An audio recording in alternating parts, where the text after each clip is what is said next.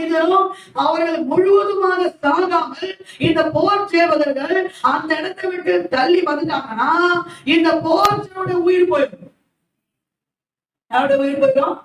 இந்த சேவகர்கள் இருக்காங்கல்ல, அவங்களுடைய உயிர் என்ன பண்ணிடும்? போயிடும். விளங்குதா? உயிருக்கு வாங்கிட்டு அவங்க என்ன பண்ணுவாங்க?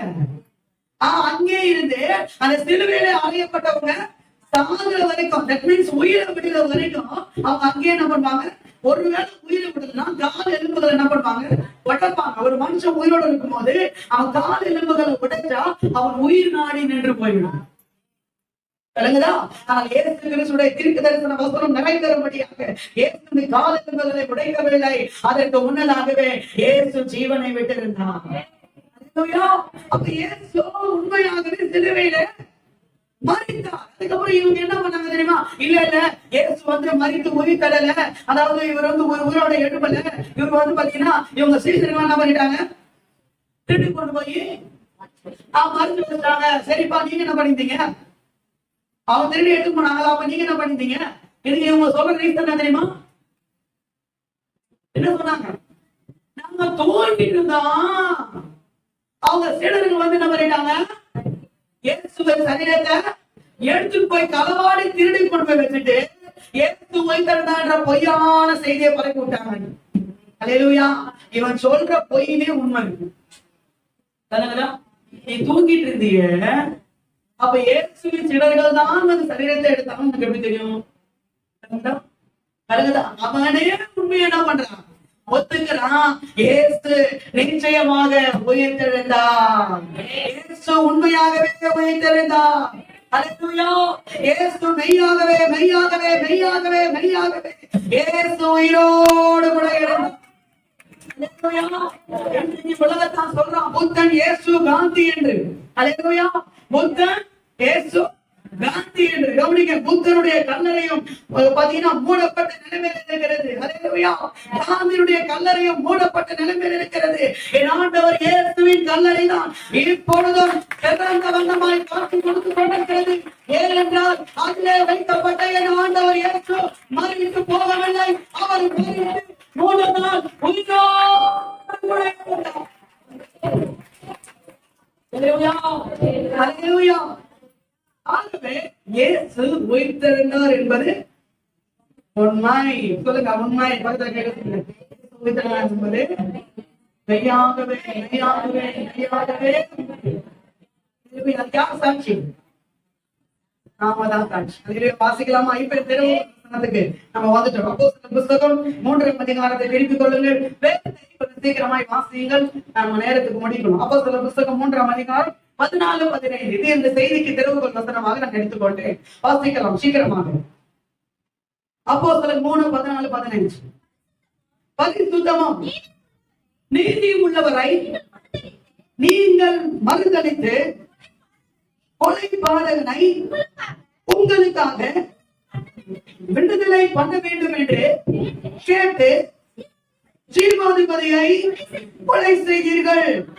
அவரை தேவன் மரித்தோரிலிருந்து எழுப்பினார். அதற்கு நாங்களே சாட்சிகளாக இருக்கிறோம். அல்லேலூயா.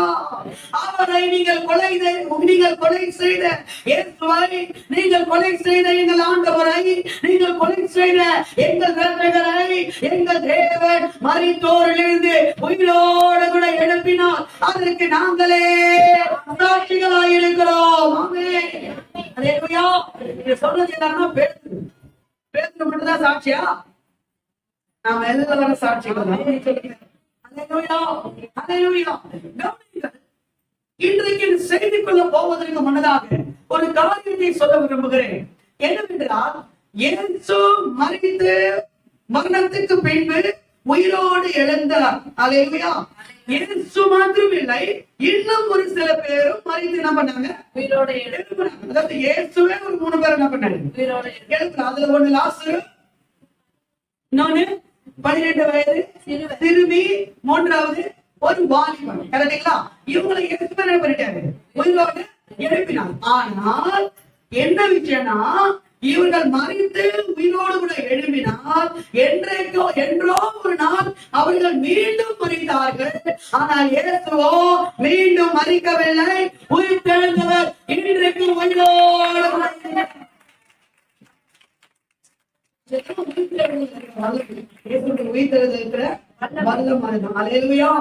அப்போ இயேசுடைய உயிர்த்தெழுதலின் போது நடந்த சில நிகழ்வுகள். லாசரு உயிர்த்தெழுந்தான், இந்த சிறுமி செத்து என்ன பண்ணிச்சு, அது உயிர்த்தெழுது. வாலிபன் செத்து அவனை நம்ம மீண்டும் ஆனா இயேசுவின் உயிர்த்தெழுதல்ல சில நிகழ்வுகள் எல்லாம் படிச்சு நடந்துச்சு. இதெல்லாம் இவங்களுடைய உயிர்த்தெழுதல் தான் நான் பண்ணல நடக்குது. ஆனா ஸ்பெசிபிக்கா இயேசுடைய உயிர்த்தெழுதல் மட்டும் சில காரியங்கள் நடந்தது. அதை மாத்திரம் நம்ம இன்னைக்கு தியானிக்க போறோம். தியானிக்கலாமா? இந்த செய்தியின் தலைப்பு என்னது? இயேசு உயிர்த்தெழுந்த போது நடந்த சம்பவங்கள் என்ன? இயேசு உயிர்த்தெழுந்த போது நடந்த நிகழ்வுகள் என்ன? நிகழ்வுன்னு போட்டுக்கலாம், சம்பவம்னு போட்டுக்கலாம். எனக்கு ரொம்ப அழகான வார்த்தை நிகழ்வு. ஏன்னா அதான் ரொம்ப அழகா இருக்குன்னு நினைக்கிறேன். அல்லேலூயா. சம்பவம்னா ஒரு சம்பவம் நடந்துச்சு பாருங்க, அப்படி இல்ல. நிகழ்வு, சில நிகழ்வுகள் ஆச்சரியப்படுத்தும், ஆச்சரியப்பட அந்த மாதிரி. அல்லேலூயா. அப்ப இயேசு உயிர்த்தெழுந்த போது நடந்த நிகழ்வுகள் என்ன? அப்படியே கொஞ்சம் அப்படியே புரட்டி இரட்டி 4 சூச்சக புஸ்தகத்தையும் கொஞ்சம் புரட்டி இரட்டி பார்த்தா ஒரு 4 காரியம் நமக்கு என்ன பண்ணுது வருது. அப்ப அந்த 4 மட்டும் நம்ம என்ன பண்ண முடியும்? தியானிக்கு ஒரு ஆண்டு நம்ம இடத்துல பேசுவாரா? இந்த பக்கம் ஆண்டு நம்ம இடத்துல பேசுவாரா? இங்க உட்கார்ந்து ஆண்டு நம்ம இடத்துல பேசுவாரா?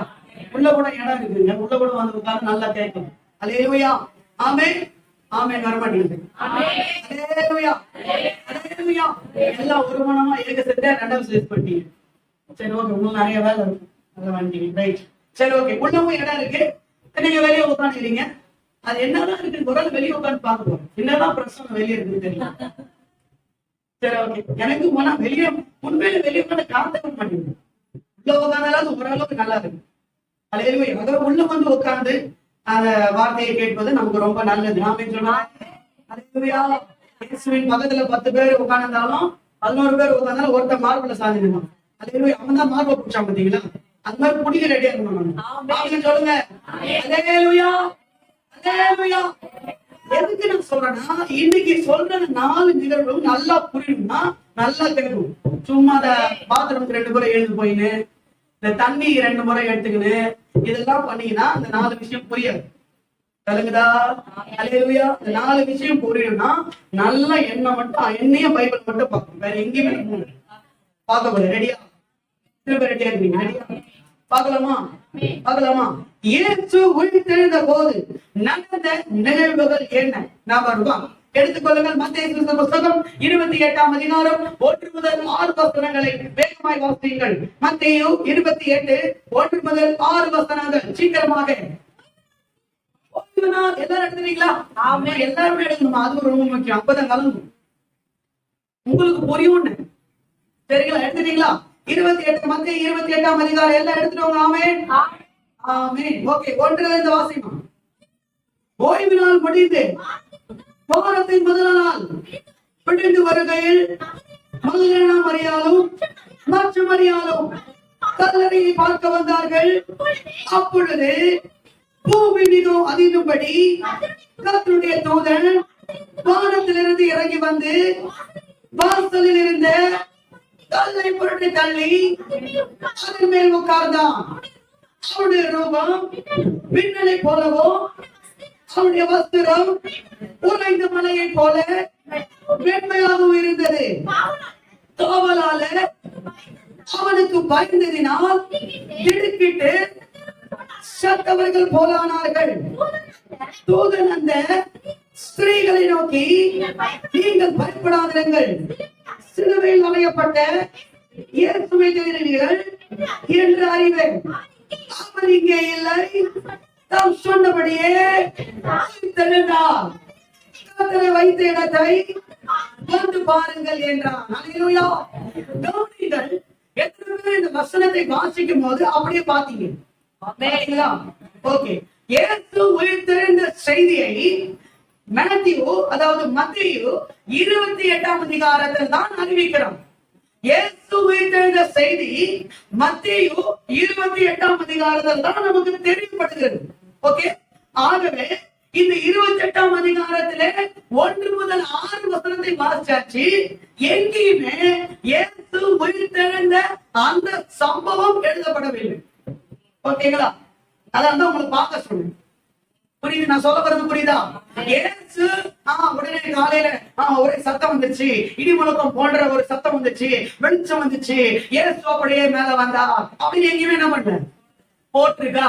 1ஆம் வசனத்துல போட்டிருக்கா? 2ஆம் வசனத்துல போட்டிருக்கா? 3ஆம் வசனத்துல போட்டிருக்கா? 4ல போட்டிருக்கா? 5ல போட்டிருக்கா? 6ல போட்டிருக்கா?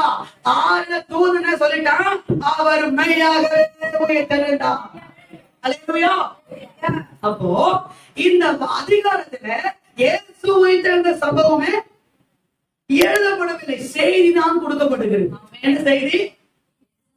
செய்தி சொல்லப்படுகிறது. என்ன செய்தி சொல்லுவாங்க? நான் போய் பார்க்கல சொன்னாங்க, போய் பார்க்கல சொன்னாங்க. அப்ப இயேசு உயிர்த்தெழுந்த சம்பவம் எழுதப்படவில்லை, இயேசு உயிர்த்தெழுந்த செய்தி தூதன் மூலமாக கொடுக்கப்படுகிறது. கரெக்டுங்களா? இதுதான் உண்மை. ஆமாவா? அல்லேலூயா. அல்லேலூயா. மேல உட்கார்ந்து அல்லேலூயா.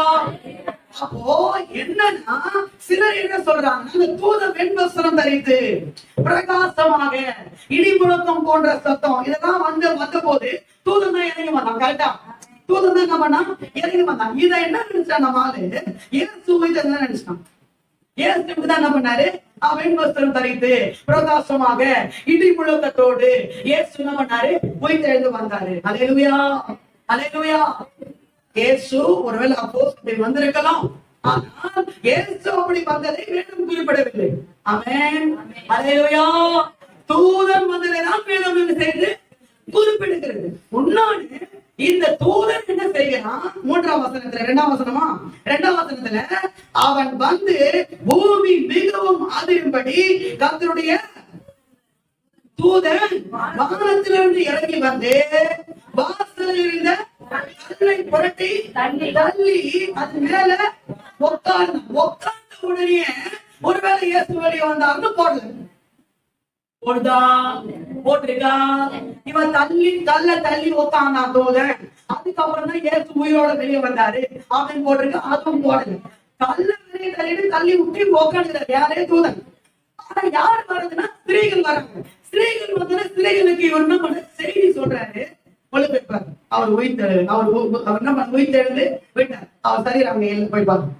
அப்போ என்ன சொல்ல விரும்புறேன் கவனிங்க. இந்த இடத்துல என்ன நடந்திருக்குன்னா, முதலாவது அதாவது கல் புரட்டி போட்ட பிறகு இயேசு உயிர்த்தெழவில்லை. கல் புரட்டுவதற்கு முன்னதாகவே இயேசு உயிர்த்தெழுந்து விட்டார்.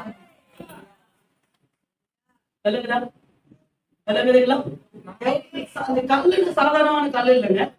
இந்த ரோம அரசாங்கத்துடைய கல்லாம் எப்படி தெரியுமா இருக்கும்? அதாவது அந்த கலர் நம்ம வைக்கிற கலர் இருக்க, எல்லாரும் நம்ம வைக்கிற கலரை செய்யறீங்க. அவங்க தாட்டே மாத்துங்க இருக்கும் இன்னைக்கு. சரிங்களா? நம்ம வைக்கிற கலர் எல்லாம் கிடையாது. அவங்க வந்து கண்மலையில என்ன பண்ணுவாங்க சொல்லுங்க? கலரை வெட்டுவாங்க. கலர் என்ன பண்ணுவாங்க? வெட்டுவாங்க. ஒரு மனுஷனை வைக்கிற அளவுக்கு என்ன பண்ணுவாங்க? கரெக்டா சொல்லுங்க? வெட்டுவாங்க. நம்ம வந்து என்ன பண்ணோம்? மண்ணை தோண்டி உள்ள டப்பால வச்சு பொட்டில வச்சு உள்ள என்ன பண்ணிடுவோம்? நம்ம வச்சிடறோம். அவங்க அப்படி கிடையாது. வெட்டி என்ன பண்ணுவாங்க? உள்ள என்ன பண்ண வச்சிருவாங்க? புகை மாதிரி இருக்கும். வெட்டி உள்ள வச்சிருவாங்க. அந்த உள்ள போறதுக்கு, அந்த புகைக்குள்ள உள்ள போறதுக்கு ஒரு வாசல் இருக்கும் பாத்தீங்களா? அந்த வாசல தான் பெரிய கல்ல தள்ளி என்ன பண்ணுவாங்க? மூடி விட்டுருவாங்க. கவனிங்க. மூடி விட்டது மட்டும் இல்ல, இவங்க என்ன செஞ்சாங்கன்னா, அதாவது இயேசு உயிரோட 2 பேர் சொன்னார் இல்லையா? அதனால 4 பக்கமா ஆணிகள் அடிச்சாங்க. பெரிய பெரிய ஆணிகள் என்ன பண்ணாங்க? ஏற்கனவே தில்லுல அரைஞ்ச ஆணி பார்த்தாது போல, இன்னமும் அந்த ஆணி உள்ள போறாங்க இல்ல? ஆணியை போட்டு என்ன பண்ணுவாங்க?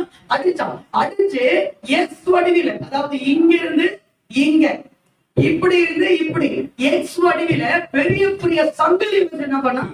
அந்த கல்லை கட்டணும். என்ன பண்ணா? கல்லை கட்டணும். அதுக்கு பிறகு மெழுக வச்சு ரோம அரசாங்கத்துடைய முத்திரை அதை என்ன பண்ணா? பதித்து வச்சு. அந்த முத்திரையை எடுக்கக்கூடிய ஒரே அதிகாரம் ரோம அரசாங்கத்துக்கு மட்டும்தான் இருக்கு. வேற யாருக்குமே கிடையாது. அல்லேலூயா. ஆனால் என் ஆண்டவர் இயேசு கல்லை புரட்டி தள்ளுவதற்கு முன்னதாகவே அந்த கல் அவரை தடுக்கவில்லை, அந்த சங்கிலி அவரை தடுக்கவில்லை, அந்த ஆணிகள் அவரை தடுக்கவில்லை, அந்த ரோம அரசாங்கத்தினுடைய முத்திரை அவரை தடுக்கவில்லை. கல்ல மூடப்பட்டிருக்கும் போதே இயேசு உயிரோடு கூட வெளியே வந்து விட்டார். அல்லேலூயா, அல்லேலூயா. முதலாவது, அதாவது உயிர்த்தெழுந்த போது, இயேசு உயிர்த்தெழுந்த போது நடந்த முதல் நிகழ்வு என்ன? புரட்டி தள்ளப்பட்ட கல்லறையின் கல். புரட்டி தள்ளப்பட்ட கல்லறையின் கல். அல்லேலூயா. இப்ப நீங்கள் யோசிக்கிறீங்க, இதான் என்னுடைய பாயிண்ட். புரட்டி தள்ளப்பட்ட கல்லறையின் கல் முதல் நிகழ்வு இதுதான். சரி, ஓகே, நான் வரேன். இயேசு உயிர்த்தெழுந்து விட்டார். சொல்லுங்க, உயிர் தெளிந்து விட்டார். ஓகே, இப்போ தூதன் வந்து கல்ல என்ன பண்றான்? புரட்டி தள்ளி அது மேல உட்காரம். இப்ப இயேசுதான் வந்துட்டாரு.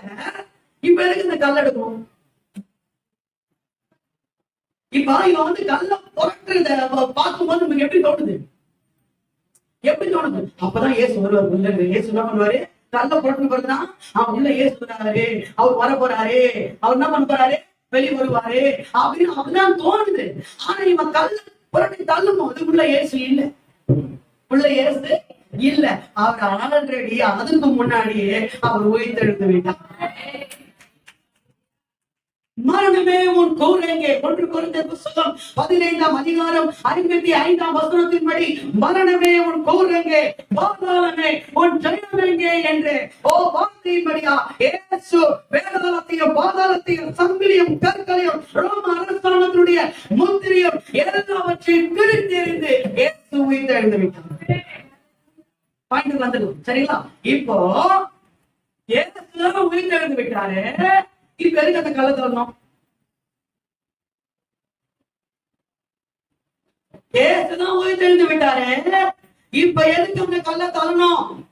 தூதன் வந்து ஏன் அந்த கல்லை புரட்டி தள்ளி அது மேல உட்காரணும்? கவனிங்க, கல்லறையின் கல் புரட்டப்பட்டது. ஒரு விஷயத்தை நல்லா புரிஞ்சுக்கணும். கல்லறையின் கல் புரட்டப்பட்டது உள்ளகிற இயேசு வெளியே வர்றதுக்காக இல்ல, வெளியே இருக்கிறவன் உள்ள போய் வாங்கறதுக்காக.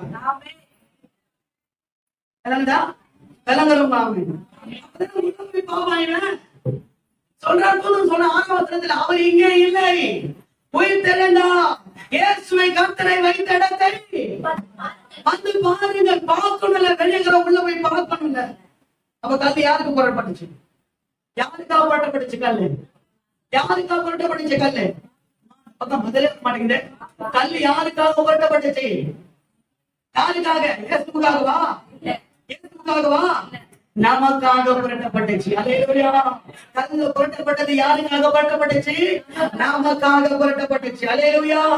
நான் சொல்றேன், கல்லு புரட்டப்படும் போதே இயேசு உயிர்த்தெழுவில்ல. சீடர்கள் எதிர்த்து போய் களவாடி வச்சுட்டாங்க எல்லாம் பேசுறாங்க. இது கல்லு முடியே என்ன பேசுவாங்க. அதுக்காக தான் கர்த்தர் என்ன பண்ணாரு? தூதனை அனுப்பி அந்த கல்ல என்ன பண்ணாரு? புரட்டி தள்ளினார். இதனுடைய பாயிண்ட் என்னன்னா, ஃபர்ஸ்ட் நம்பர் 1, புரட்டி தள்ளப்பட்ட கல்லறையின் கல். இதனுடைய அர்த்தம் என்ன? இவன் என்ன சொல்றான் பாருங்க. இவங்க என்ன சொல்றாங்க? 27ஆம் அதிகாரத்துக்கு பாருங்க. அப்படியே 27ஆம் அதிகாரம், அதாவது 63ஆம் வசனம் பாரு. 63ஆம் வசனம் வாசிங்க. ஆண்டவனே,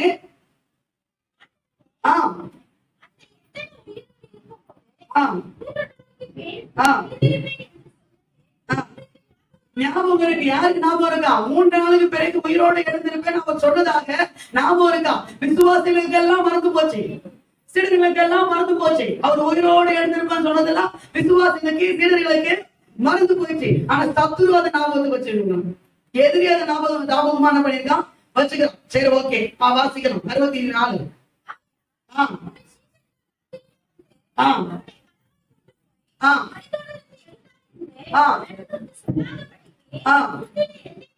முந்தின எத்தை பார்க்கிறோம், பிந்தின எத்து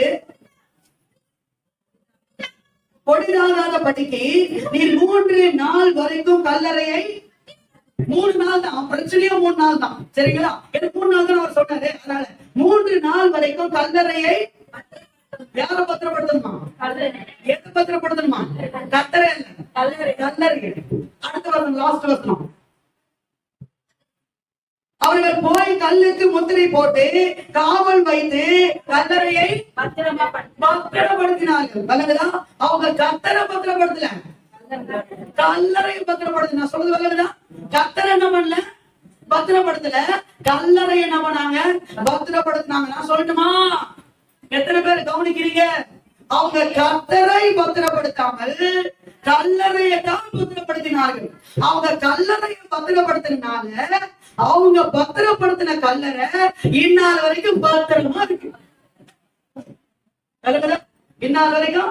இன்னைக்கு நம்ம இஸ்ரேலுக்கு போனா இயேசு வைத்த அந்த கல்லறை இன்ன வரைக்கும் பார்க்கலாம். இன்ன வரைக்கும். ஏன்னா அவங்களால கல்லறையை தான் பத்திரப்படுத்த முடியும், கர்த்தரை பத்திரப்படுத்த முடியாது.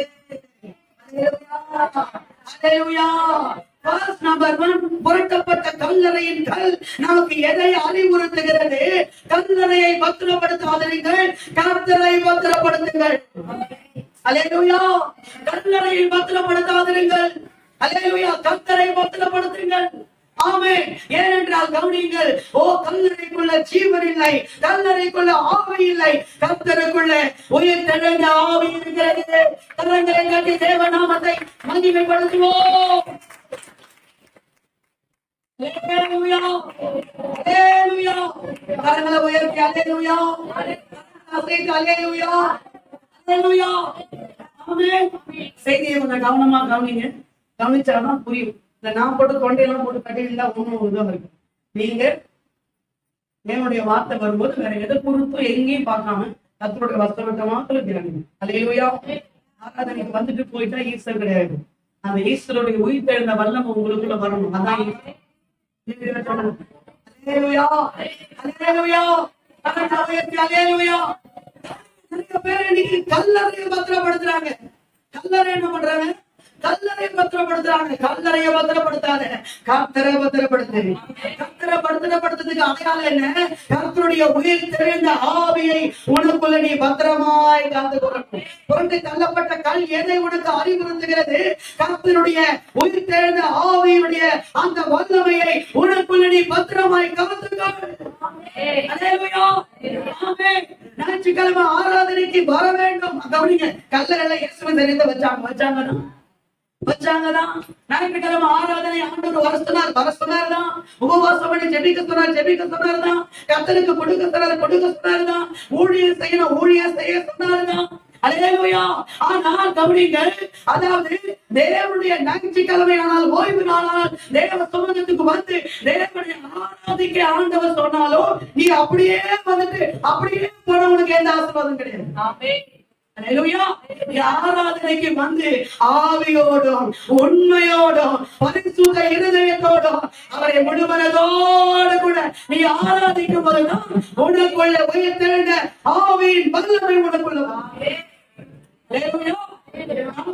இன்னைக்கு சில பேர் ஆராதனைக்கு வருகிற காரியத்தை நான் பாக்குறேன். ஆராதனைக்கு வந்து தேவனை ஆராதிக்கிறது. நான் சொல்லட்டுமா? ஆராதனை பார்வையாளர் இருக்கிறாதீங்க, பங்குதாரர்கள். நான் சொல்றது ஆராதனைக்கு எதுக்கு வரும்? தேவ சமூகத்துக்கு எதுக்கு வரும்? ஆலயத்துக்கு எதுக்கு வரும்? ஆலயத்துல யார் இருக்கிறா? ஆலயத்துல எதை பார்க்க வந்தோம்? யாரை பார்க்க வந்தோம்? ஆலயத்திற்கு. ஆலயத்துல ஏதோ ஆலயத்துக்கு நம்ம வந்து போறோம்னா நம்ம ஒரு பாரம்பரியத்துல நம்ம இருக்கிறோம்னு அர்த்தம். இந்த பாரம்பரியத்தை தான் இந்த ஸ்திரீகள் செஞ்சாங்க. யாரு? மகதலேனா மரியா, அப்புறம் மரியா, இன்னும் சில எல்லா பெண்கள் எல்லாம் கந்தவர்க்காக எடுத்துக்கொண்டு இயேசுவின் சரீரத்துல பூசத்துக்கு பாரம்பரியத்தை விட்டு நீங்க வெளியே போற இயேசுவின் நாமத்துல. அல்லேலூயா. ஆமென்.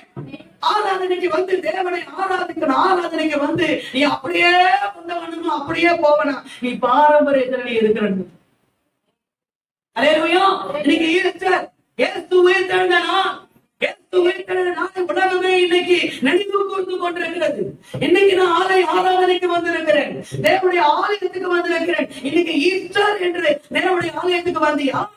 இல்ல ஈஸ்டருக்குரிய உயிர்த்தெழுந்த ஆவி எனக்குள் இருக்கிறது, அந்த ஆவியை நான் கொண்டாட வந்தேன் என்று வந்தியா? அல்லேலூயா. இன்னைக்கு ஈஸ்டர், இன்னைக்கு உயிர்த்தெழுந்த நாள். உயிர் தேர்ந்த நாள், இந்த நாளிலே நான் ஆலயத்துக்கு போக வேண்டும் அப்படின்னு சொல்லி வந்திருக்கேன்னா இன்னும் பாரம்பரியத்துல இருக்கிறது, இன்னும் கல்லறையில இருக்கிற இயேசு நாமத்தினால. அல்லேலூயா. கல்லறையில போய் இயேசுவை தேடாத, கல்லறையில இருந்த இயேசு எப்பவோ வெளியே வந்துட்டார். நீங்களும் நானும் வெளியே வர வேண்டும் என்று தேவன் காலை வேளையிலே அவர் விரும்புகிறவர். ஆமென் சொல்லுங்க. கரங்களை உயர்த்தி அல்லேலூயா, கரங்களை உயர்த்தி அல்லேலூயா. பண்டிகைக்கு தேவ சுமூகத்துக்கு வருவோம், திருவிருந்துக்கு தேவ சுமூகத்துக்கு வருவது. அல்லேலூயா. ஞாயிற்றுக்கிழமை காலை ஆராதனைக்கு தேவ சுமூகத்துக்கு வருவது. அல்லேலூயா. இதெல்லாத்தையும் நம்ம இருப்போம் என்றால் நிச்சயமா நான் சொல்றேன், நாம் இன்னும் பாரம்பரியத்தில் இருக்கிறோம். கல்லறைக்குள்ள இருக்கிறோம், கல்லறைக்குள்ள போய் கர்த்தரை தேடுறோம். கர்த்தர் கல்லறையில இல்ல, உனக்குள்ள இருக்குது. அல்லேலூயா. பதில் சொல்றான், உள்ள போய் பாரு, அவர் இல்ல. உள்ள போய் பாரு, அவரு கர்த்தரை வைத்தெடுத்த பாரு, அவரு இல்ல. அவர் இல்ல. அப்ப அவர் எங்க? அவர் எங்க? போய் சேர்ந்து தூதனே சொல்றான், அவர் தன்னுடைய சீடர்களுக்கு முன்னதாக, தன் சகோதரருக்கு முன்னதாக கலிலேயாவுக்கு போகிறார்.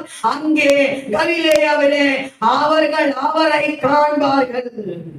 அப்ப உயிர்த்தெழுந்த எங்க இருக்க விரும்புது தெரியுமா? கல்லறை பக்கத்துல இருக்க விரும்பல, தன்னுடைய அதாவது சீஷர்கள் மத்தியில வர விரும்பினார், சபையின் மத்தியில வர விரும்பினார், ஆலயத்துக்குள்ள வர விரும்பினார். தேவ பிரசன்னம் இருக்கிற தேவ ஜனங்கள் கூடுகிற இடத்துல அவங்க ஸ்திரீகள் போய் பாக்குறாங்க, கர்த்தரை வைத்த இடத்துல கர்த்தரை காணும், கர்த்தரை இல்லை. அப்ப கர்த்தர் அங்க கர்த்தர் இல்லை, இங்க கர்த்தர் இருக்கு. ஆமென். கைதட்டி தேவன் நாமத்துக்கு.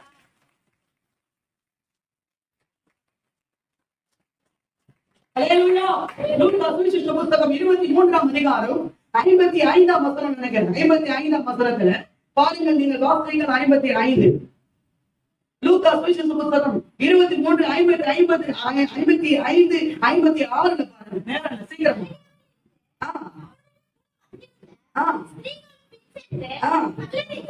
எதுக்கு எங்க போறாங்க? பின்னாடியே போய் பாக்குறாங்களா? கல்லறையை பாக்குறாங்களா? அவரை வச்சு விதத்தை பாக்குறாங்களாம். எல்லாத்தையும் பார்த்து பரிமள தைலம் கந்த வரைக்கும் எல்லாத்தையும் எடுத்து ஆயத்த பண்ணி ப்ரிப்பரேஷன் பண்ணி என்ன பண்றாங்களா? ஓய்வு நாளுக்காக வெயிட் பண்ணிட்டு ஓய்வு இருக்கிறாங்க. அல்லேலூயா. இவங்க எதுக்கு ப்ரிப்பரேஷன் பண்ணிட்டாங்க? கல்லறைக்குள்ள போகும். எதுக்கு? கல்லறைக்குள்ள போகும். கவனிங்க, கர்த்தர் இல்லாத கல்லறை ஒன்றும் இல்லை. சொல்லுங்களா? கர்த்தர் இல்லாத கல்லறை கவனிங்க. மகதலேனா மரியாள் கல்லறைக்கு வந்தார், இயேசுவை பார்க்க வந்தார். இயேசுவின் சரீரம் அங்கே இல்லை. அதாவது அந்த கல்லறை இருந்தது, பத்திரப்படுத்தின கல்லறை இருந்தது. ஆனால் அந்த கல்லறைக்குள்ள அடக்கம் பண்ணப்பட்ட வைக்கப்பட்ட கர்த்தர் அங்கே இல்லை. கர்த்தர் அங்கே இல்லாததினாலே மகதலேனா மரியாள் கண்ணீரோடு கலங்கி நின்றார். ஒரு விஷயத்தை நல்லா புரிஞ்சுங்க, கர்த்தர் இல்லாத எந்த இடமும் உங்களுக்கு கண்ணீரை தான் கொடுக்கும். லேட்டா தான் புரியுது, லேட்டா வருது. ஆமே வருதா இல்லையா? அல்லேலூயா. கர்த்தர் இல்லாத எந்த ஒரு இடமும் நமக்கு கண்ணீரையும் கலக்கத்தையும் நான் கொடுக்கும். ஆனால் கர்த்தரை சந்தித்த அந்த மாத்திரத்திலே கர்த்தர் சொன்னா, ஓ மரியாளே, ஏன் அழுகிறாய்? நீ அழாதே, சந்தோஷப்படு, பயப்படாதே, நான் தான் உன்னுடைய போதகர். அதுக்கு கை கட்டுறீங்க.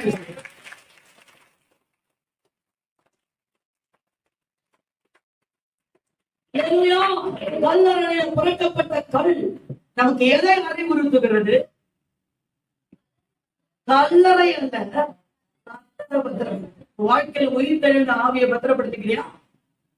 அல்லேலூயா. இன்னைக்கு எல்லாரும் இன்னைக்கு இந்த ஆராதனையில உட்கார்ந்து தேவனுடைய வார்த்தையை கேட்டுக்கொண்டிருக்கிற ஒவ்வொருவரும் உயிர் தெழுந்த ஆவியை உங்கள் வாழ்க்கையை நீங்கள் பத்திரப்படுத்துங்கள். ஆண்டவர் உங்களுக்கு உதவி செய்வார். ரோமர் புத்தகம் 6ஆம் அதிகாரம் 9 முதல் 11 வசனங்களை பார்க்கலாம். ரோமர் 6 எடுத்துக்கொள்ளுங்க, நேரம் இல்லை, சீக்கிரமா. 9 முதல். மரித்தோரிலிருந்து எழுந்த கிறிஸ்து இனி மரிப்பதில்லை என்று அறிந்திருக்கிறோம். மரணம் இனி அவரை ஆண்டு கொள்வதில்லை. அவர் மரித்தது பாவத்துக்கென்று ஒரே தரம் மரித்தார், அவர் பிழைத்திருக்கிறது தேவனுக்கு என்று பிழைத்திருக்கிறார். அப்படியே நீங்களும் உங்களை பாவத்திற்கு மரித்தவர்களாகவும் நம்முடைய கர்த்தராகிய இயேசு கிறிஸ்துவுக்குள் தேவனுக்கு என்று பிழைத்தவர்களாகவும் எண்ணிக்கொள்ளுங்கள். கர்த்தருடைய ஆவியை உங்களுக்குள்ள பத்திரப்படுத்தினா நீங்க உயிர்த்தெழுந்த இயேசுவோடு கூட உங்களை இருக்கிறவர்களாக எண்ணிக்கொள்வீங்க. இறங்குறவங்க ஆமை புரிஞ்சவங்க கரங்களை உயர்த்தி அலையலுயா,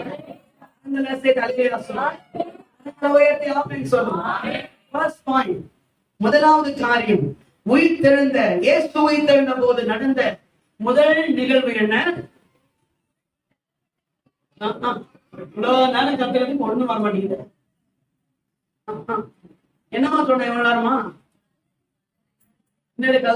கல்றீங்க. புரட்டப்பட்ட கல்லறையின் கல் புரட்டப்பட்ட ஏசுதான் வெளியே வந்துட்டார்ல, எதுக்கு கல்ல புரட்டினான்? அல்லேலூயா. எதுக்கு கல்ல புரட்டினான்? கல்லறையை பத்திரப்படுத்தாத, உனக்கு உயிர்த்தெழுந்த ஆவியாயிருக்கிற கர்த்தரை பத்திரப்படுத்து. அதான் அதுக்கு மீனிங். ஃபர்ஸ்ட் பாயிண்ட் சொல்லுங்க. நிகழ்வு நிகழ்வு என்ன? புரட்டி தள்ளப்பட்ட கல்லறையில் கல். அவருடைய மீனிங் தான் கல்லறை அல்ல, கர்த்தரை பத்திரப்படுத்தணும். இந்த பக்கம் புரியுதவங்க ஆமே. புரியுதா புரியலையா? புரியுதோ புரியலையா? ஆமே சொல்லிருக்கு. புரியுதா? நிறைய பேர் என்ன பார்க்க மாட்டீங்களே, புரியலையா? கல்லறை அல்ல, கர்த்தரை பத்திரப்படுத்தணும். புரியுதா? நல்ல புரியாது. நல்லா புரியுதா? புரியணும். சரி, நம்பர் 2, இரண்டாவது காரியம் வாசிக்கலாம். லூக்கா சுவிசேஷ புஸ்தகம் 24ஆம் அதிகாரம் 12ஆம் வசனம், யோவான் சுவிசேஷ புஸ்தகம் 20ஆம் அதிகாரம் 5ஆம் வசனம். கவனிக்கணும், எல்லாரும் வசனத்தை எடுத்து பார்க்கணும். அல்லேலூயா, அல்லேலூயா. வசனத்தை தான் பார்க்கணும், பேசக்கூடாது.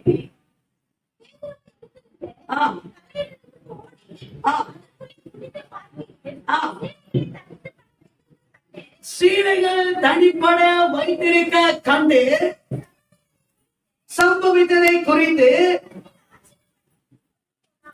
ஓகே, யோவான் சுவிசேஷ புஸ்தகம் 20 படிக்கிற இன்னொருத்தர் சீக்கிரமா அதற்குள்ளே குனிந்து பார்த்து சீலைகள் கிடக்கிறதை கண்டான், ஆனாலும் அவன் உள்ளே போகவில்லை.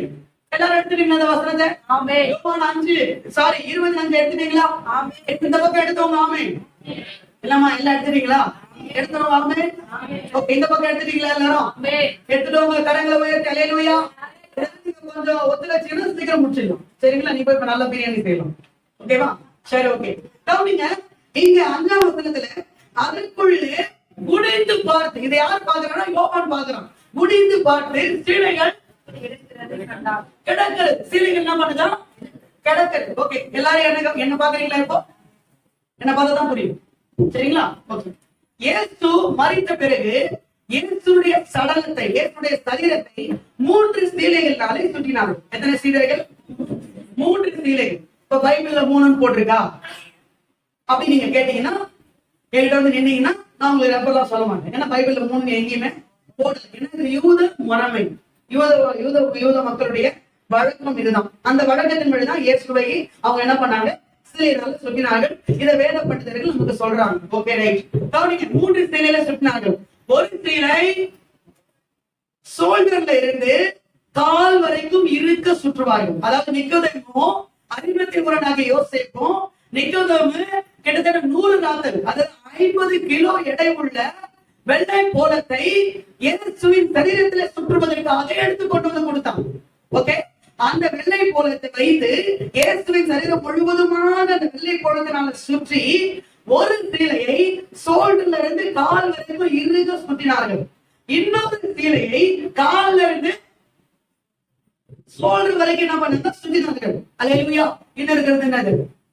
ஒரு சீலை. அந்த ஒரு சீலை தலையை சுற்றினாங்க. ஓகேவா? இதான் விஷயம். இப்ப இங்க போட்டிருக்கிறது சீலைகள் தனியா கிடக்கிறதை கண்டார்கள். எப்படியா கிடக்குது? எப்படி? அந்த வார்த்தை சொல்லுங்க, எல்லாரும் பார்க்கலாம். சொல்லுங்க சொல்லுங்க, எப்படி போட்டிருக்கு? ஐயோ பேசுங்க சுஜி, எப்படி போட்டிருக்கு? கிடக்குறது. எப்படி கிடக்குறது? இந்த கிடக்கிறதுக்கு மீனிங் என்ன தெரியுமா? இந்த பிள்ளைங்க தூங்கி எழுந்துச்சு இந்த பெட்ல இருந்து எழுந்து போகும்போது இந்த பெட்ல இந்த போட்டுட்டு இருந்த போர்வை எதையுமே என்ன பண்ணாது? மடிக்காது. அப்படியே என்ன பண்ணும்? அப்படியே பொருட்டு போகும். இதுக்கு நம்ம வந்து பார்த்து நம்ம என்ன சொல்றோம், எழுது போனிய எல்லாத்தையும் அப்படியே எல்லாம் அப்படியே சொல்லுவோமா சொல்ல மாட்டோம். எல்லாம் அப்படியே என்ன பண்ணுது, என்ன சொல்லுவியா, அப்படியே என்ன பண்ணுது, எல்லாம் கிடைக்குதுப்பா, அதை எடுத்து வைக்க கூட மாட்டியா சொல்வல.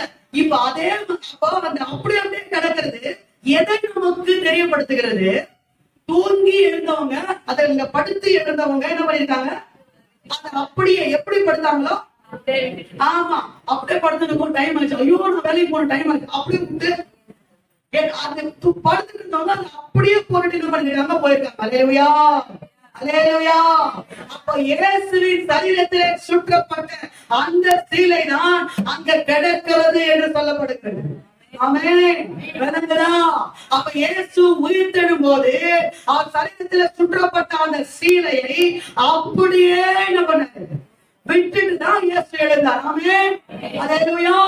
உங்களுக்கு ஒண்ணு புரியணும், இந்த வெள்ளை பூலத்துல பரிமள தைலத்தினால கவனிங்க, பாத்தீங்கன்னா சரீரத்தை சுத்துனா இந்த ஒரு நாள் 2 நாளைக்குள்ள செத்து போன சரீரம் அந்த துணியை இறுக பிடித்துக் கொள்ளும்.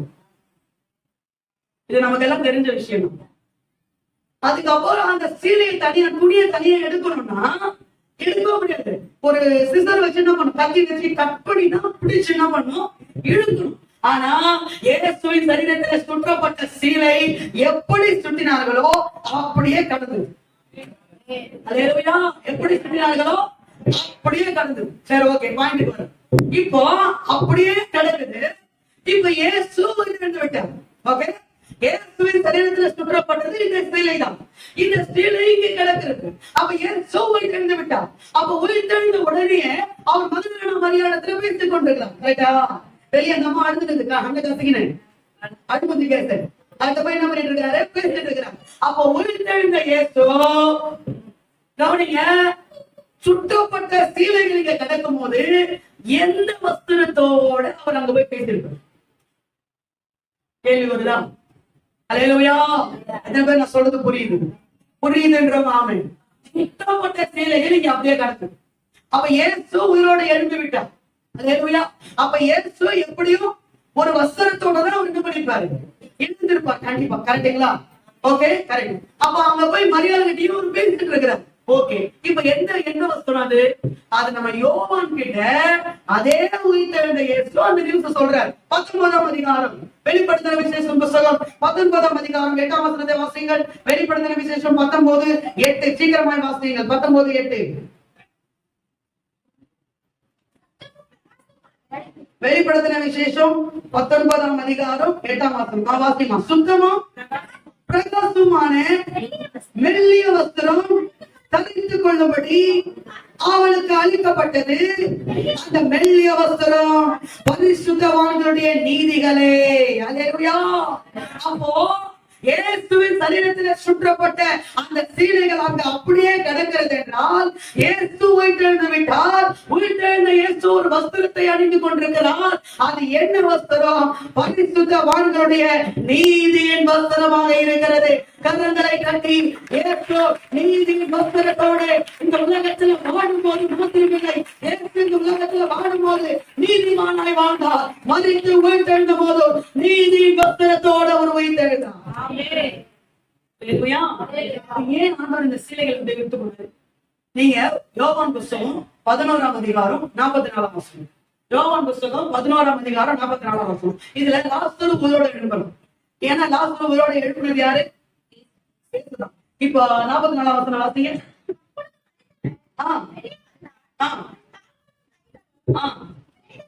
பிரயாண சீலைகளா கட்டப்பட்டிருந்தது. சரி, இயேசுவை நோக்கி கட்டவிழ்த்து விடுங்க. அப்ப வெளியே வர சீலையோட தான் பண்றான்.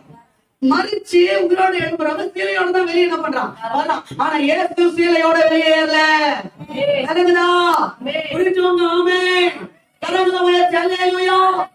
லாசரு மரித்து உயிரோடு எழுப்புகிறார். அவன் சீலையோடு வெளியே வந்தான். ஆனால் இயேசு மரித்து உயிர்த்தெழும் போது சுற்றப்பட்ட சீலைகளை அங்கே போட்டுவிட்டு அவர் எழுப்பினார். அதுக்கு என்ன அர்த்தம்? இந்த உலகத்தினுடைய நீதியாகிய இந்த சீலை எனக்கு தேவையில்லை. என் பரிசுத்தவான்களுடைய பரலோக நீதியாகிய அந்த நீதியின் வஸ்திரம் தான் எனக்கு தேவை. அந்த நீதியை என் வஸ்திரமாக நான் அணிந்து கொள்வேன். ஏனென்றால் நான் உயிர்த்தெழுந்த பிறகு நீதியின் வஸ்திரத்தோடு கூட என் பரமபிதாவை சந்திக்கும்படியாக நான் போகிறேன். கலங்குதுன்றோம் நாம் கை கட்டிங்களா? கலங்குச்சா? கலங்கு ஒவ்வொரு பாயிண்ட். ஆமென். அல்லேலூயா. வேதம் சொல்கிறது தெளிவாக ஒரு விஷயத்தை. பிலிப்பியர் புத்தகம் 3ஆம் அதிகாரம். பிலிப்பியர் புத்தகம் 3ஆம் அதிகாரத்தை எடுத்துக் கொள்ளுங்கள். அதுல 9ஆம் வசனத்தை வாசிங்க. பிலிப்பியர் 3:9.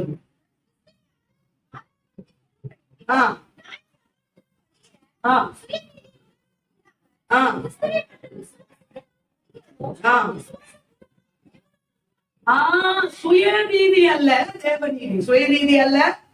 நீ நிறைய பேர் சுயநீதியில வளர்ந்துக்கிறான். கவனிங்க. First point, புரட்டப்பட்ட கல்லறையின் கல் நமக்கு எதை அறிவுறுத்துகிறது? கல்லறை அல்ல, கர்த்தரை பத்திரப்படுத்து. உயிர்த்தெழுந்த கர்த்தருடைய ஆவியை உனக்குள்ள பத்திரப்படுத்து. அல்லேலூயா. இயேசுவின் சரீரத்திலே சுற்றப்பட்ட சீலை நமக்கு எதை அறிவுறுத்துகிறது? இரண்டாவதாக, உலக நீதி அல்ல, தேவனுக்குரிய நீதியினாலே. சுய நீதி அல்ல, தேவனுக்குரிய நீதியினாலே உனக்கு ஒரு வஸ்திரத்தை ஏற்படுத்திக் கொள்ளும். நிறைய பேர் இன்னைக்கு அவங்களுக்கு பிரியமான காரியத்தை அவங்க செய்யறாங்க. செஞ்சுட்டு அதுக்கு ஆதாரமான ஒரு வஸ்திரத்தை பிடிச்சுக்கிட்டு அதுக்கு சம்பந்தப்பட்டவன் அவங்களே பேசுகிறாங்க. அதான் சுயநீதி. அதான் என்னது? சுயநீதி. நான் சொல்லட்டுமா? உன்னுடைய உலக பிரகாரமான நீதி என்னதான் அது பெரிய நீதியா இருந்தாலும் பரலோகத்துல அந்த நீதி செல்லுபடியாக. பரலோகத்துல அந்த நீதி என்னவாது? செல்லுபடி ஆகாது. பரலோகத்துல ஒரு நீதி செல்லுபடி ஆகணும்னா அது பரலோகத்துல இருக்கிற தேவ நீதிதான் அங்க செல்லுபடி ஆகும். அது இன்றைக்கு நம்முடைய வாழ்க்கையில நீதி கிரியைகள் அலங்கரித்துக் கொள்ளும். ஆமென் சொல்லுமா? புத்தகம் 2ஆம் அதிகாரம் 25ஆம் வசனம். ராகா வேசியை குறித்து யாக்கோபு சொல்லுகிறான். ராகா வேசி, அவ்வளவு வேசிங்க, அவ்வளவு விபச்சாரி. ஆனா அவருடைய வாழ்க்கை எப்படி மாற்றப்பட்டது தெரியுமா? அல்லேலூயா. நீதி கிரியைகளினாலே. அல்லேலூயா. வாழ்க்கை எப்படி மாற்றப்பட்டது? நீதி 2:25 இருக்கா?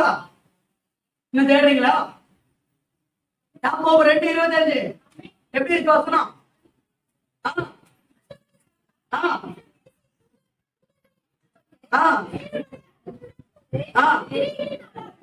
கிரியைகளினால் அல்லவோ. அவ கிரியைகள்ல நீதி இருந்துச்சு. அவ கிரியைகள் என்ன இருந்துச்சு? இன்னைக்கு நம்ம வாழ்க்கையில நம்ம கிரியைகள் என்ன இருக்கணும்? சொல்லுங்க. நீதி இருக்க வேண்டுமா? பக்கத்துல கை கொடுத்து நம்ம வாழ்க்கையில இன்னைக்கு நீதியின் வஸ்திரம் இருக்க வேண்டும். இந்த வாழ்க்கையில இன்னைக்கு நீதியின் வஸ்திரம் இருக்க வேண்டும். இருக்கா? வெளியே என்ன வஸ்திரம் இருக்கு? நீதியின் வஸ்திரம். அல்லேலூயா. ஆமென். நம்ம வாழ்க்கையில என்ன இருக்கணும்? நீதியின் வஸ்திரம். அல்லேலூயா சொல்லுவோம். அதனாலதான் பவுல் சொல்கிறான். கொலோசியர் புத்தகம் 3ஆம் அதிகாரம் 9-10, எபேசியர் புத்தகம் 4ஆம் அதிகாரம் 22-23. இதெல்லாம் நீங்க எழுதிங்க, நேரம் இல்லை. கொலோசியர் 3:9-10, எபேசியர் 4:22-23. பழைய மனுஷனை நீங்கள் கலைந்து போட்டு. பழைய மனுஷனை என்ன பண்ற சரண்? ஏண்டா கொண்டே போட்டு என்ன பண்ணுகிற? வசனம் எடுத்துட்டியா? பாலா கேட்கிறியா வசனம்? அவரு கேட்டாரா ஒண்ணு? 2 பேரும். அல்லேலூயா. என்ன சொல்லுகிறது? பழைய மனுஷனை கலைந்து போட்டு புதிய மனுஷனை தரித்து. எல்லாம் நீங்க பைபிள் வசனத்தை எடுத்துட்டீங்கன்னா கொஞ்சம் சொல்லுவீங்க. நீங்க என்ன அப்படின்னு கேட்டுட்டே ஒன்னும் சொல்ல மாட்டீங்களே. சொல்லுங்க, என்ன போட்டிருக்கு? பழைய மனுஷனை நீங்க கலைந்து போட்டு உங்கள் உள்ளத்திலே புதிதான ஆவி உள்ளவர்களாகி மெய்யான நீதியிலோ பரிசுத்தத்திலோ தேவனுடைய சாயலுக்கு சிருஷ்டிக்கப்பட்ட புதிய மனுஷனை தரித்துக் கொள்ளுங்கள். அதுதான் இயேசு சிலுவையிலே இயேசு உயிர்த்தெழும் போது செஞ்சது. அந்த பழைய வஸ்திரத்தை கரைந்து அப்படியே போட்டுட்டு நீதிக்குரிய வஸ்திரத்தை தரித்துக் கொண்டான். நாம இந்த செகண்ட் நிகழ்வு, இரண்டாவது நிகழ்வு நமக்கு என்னத்தை சொல்லுது? நீதியின் வஸ்திரத்தை நம்ம என்ன பண்ணோம்? பரிசுத்தவானுடைய வஸ்திரம் நீதியின் வஸ்திரங்களே. ஹல்லேலூயா. பரிசுத்தோட மெல்லிய வஸ்திரம் என்னது? அவர்களுடைய நீதிகளே. 1 யோவான் புத்தகம் 1ஆம் அதிகாரம் 9ஆம் வசனம் சொல்கிறது, நம்முடைய பாவங்களை எல்லாம் சுத்திகரிக்க இயேசு நீதி உள்ளவராய் இருக்கிறார். அவர் நீதி உள்ளவராய் சொல்லுங்க. ஃபர்ஸ்ட் பாயிண்ட் என்னது? இயேசு உயிர்த்தெழுந்த போது நிகழ்ந்த முதல் நிகழ்வு எழுது புரட்டி தள்ளப்பட்ட கல்லறையின் கல். அதனுடைய விளக்கண்ணது கல்லறை அல்ல, கற்கரை பத்திரப்படுத்துங்க. ஏன்னா கத்தகடத்துலதான் உயிர்த்தெழுந்த ஆவியின் வல்லமை இருக்கு. கரெக்டுங்களா? இரண்டாவது சுற்ற இயேசுவின் சரீரத்திலே வெறுமையா சுற்றப்படத்தில், ஏன்னா இன்னொரு சீல வருது திரேடி. சரிங்களா? அப்படி சொல்ல இயேசுவின் சரீரத்திலே சுற்றப்பட்ட சீலை. ஓகேவா? இது நமக்கு என்ன சொல்லி தருது? உலக நீதி அல்ல, தேவ நீதியின் வஸ்திரங்களை நாம் தரித்துக் கொள்ளணும். அல்லேலூயா. உலகத்துல சொல்லுவோம், அன்புக்கு நான் அடிமை. ஆமென். உலக நீதி என்னது? நல்லவனுக்கு நல்லவன், கெட்டவனுக்கு கெட்டவன். அன்புக்கு நான் அடிமை. யார் சண்டைக்கு போக மாட்டேன், வர்ற சண்டைய விட மாட்டேன். இதான் என்னது? உலக நீதி. ஆனா தேவ நீதி என்ன தெரியுமா? ஒருவன் உன்னை வலது கண்ணத்தில் அறைந்தா அவனுக்கு இடது கண்ணத்தை பெருசடி காட்டு. அப்படி இல்ல, இங்கே அடிச்சுட்டு போடா, இங்கே அடிச்சுட்டு போ. விளங்குறவங்க ஆமென். கரங்களை உயர்த்தி அல்லேலூயா. கரங்களை அசைத்து அல்லேலூயா, அல்லேலூயா. ஆமென். நேரம் இல்லை, மூணாவது போயிடலாமா? நேரம் இல்லைங்க. மூணாவது வாசிங்க. மத்தேயு புத்தகம் 27ஆம் அதிகாரம் 53ஆம் வசனம். சீக்கிரம் சீக்கிரம் சீக்கிரம். 27:53. அவர் உயிர்த்தெழுந்த பின்பு அவர்கள் கல்லறையை விட்டு புறப்பட்டு பரிசுத்த நகரத்திலே பிரவேசித்து அநேகருக்கு காணப்பட்டார்கள். எல்லாரும் எடுத்துட்டீங்களா வசனத்தை? ஒவ்வொரு பாயிண்ட் அந்த கேள்வியை கேட்கிறேன். ஏன் தெரியுமா? அப்பதான் உங்களுக்கு விளங்கும். எடுத்தாச்சா? என்னமா யாரும் ஆமென் எடுத்தாச்சு? இந்த பக்கம் எடுத்தாச்சா? சுஜி எடுத்துட்டியா? இதுல சுஜி நல்லா திரும்பி வச்சுப்பாரு, திரும்பி வாசிப்பா அந்த வசனத்தை. அவர் உயிர்த்தெழுந்த பின்பு இவர்கள் கல்லறைகளை விட்டு புறப்பட்டு பரிசுத்த நகரத்தில் பிரவேசித்து அநேகருக்கு காணப்பட்டார்கள். ஓகே, இங்க இயேசு உயிர்த்தெழுந்த பின்பு இவர்கள் கல்லறைகளை விட்டு வெளியேறி பரிசுத்த நகரத்தில் பிரவேசித்தார்கள் என்று சில பேரை கொடுத்து போட்டிருக்கு. போட்டிருக்கா? போட்டிருக்கா? அவங்க யாரு? அவங்க யாரு? அதுதான் இயேசு உயிர்த்தெழுந்ததுல நடந்த மூணாவது நிகழ்வு. இவங்க யாரு பார்க்கலாமா? இவங்க யாருன்னு பார்க்கலாமா? பார்க்கலான்றவங்க நேரம் நிமிந்து உட்காந்து, இந்த பக்கம் பார்க்கலான்றவங்க நேரம் நிமிந்து உட்காந்து அல்லேலூயா. ஆமென். ஓகே, இவங்க யாருன்னு நமக்கு தெரியணும்னா நீங்க மேல 51ல இருந்து வாசிக்கணும். மேல 51 வசனம் என்ன சொல்லுது? அப்பொழுது தேவாலயத்தின் திரைச்சீலை மேல் தொடங்கி கீழ் வரைக்கும் இரண்டாக கிடைந்தது, பூமியும் அதிர்ந்தது, கண்மலைகளும் பிளந்தது. Okay, right right. இது எப்ப நடந்தது?